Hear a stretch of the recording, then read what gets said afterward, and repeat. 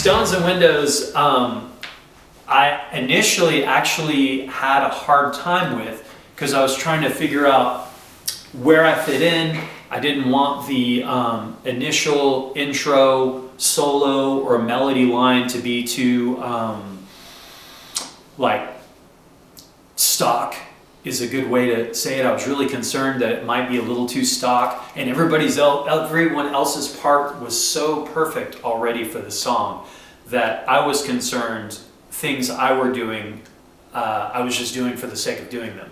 So I had to refine them a little bit if I'm up in my own head, refine them and make sure I wasn't doing something for the sake of doing it, which I admit sometimes I do things for the sake of doing it because they're letting me get away with it.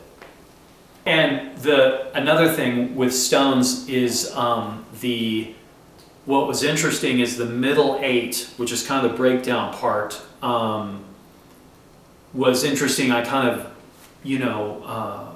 worked with Chris on it. Like, guitar line became the vocal line a little bit, or informed the vocal line. But once the vocal line was there, it actually re-informed what I was playing, and I had to change it ever so slightly to be out of the way of the vocal, which I thought was interesting.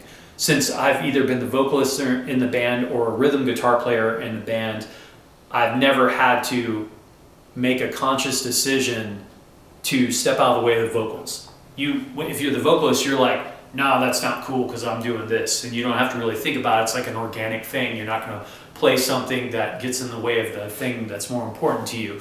But when you're collaborating, it's important to showcase all the things around you, fill in the space where you need, and then if you are going to create some kind of embellishment, do it in such a way that doesn't take away from the other moving parts. It's challenging when you're like only this high to ride the ride.